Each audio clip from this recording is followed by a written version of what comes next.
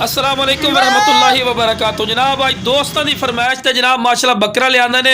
अक्सर दोस्त फरमाइश करते हैं कि फौजी भाई तोता फेस च लिया और चंगी झालर ते लो जनाब तोता फेस च ने और चंगी माशाल्लाह झालर जिवें वच्छां दी होंदी बिरा और फेस नकौड़ा भी चेक कर सकते, कन्ना की लेंथ चेक करो माशाल्लाह, चौड़े कान ते लंबे कान माशाल्लाह कम से कम 15-16 इंच ते बिल्कुल ढिली चमड़ी है। तो फिर एक बार विखार है जनाब फेस नकौड़ा माशाल्लाह और बिल्कुल बरीक पशम बनने वाली चीज़ है बिरा।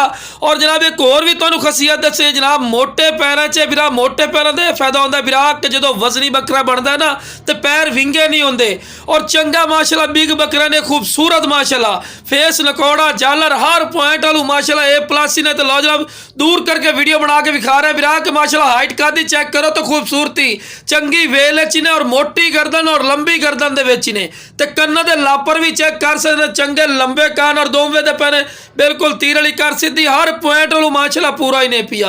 अगर ये नाल दा मंडियां चला जाओ जनाब तो तुहानू रेट कर दी 35,000 का 40,000 का, लेकिन अपना बिल्कुल मकूल और जायद मुनासिब रेट उसी जो बिरा कॉल कर सी।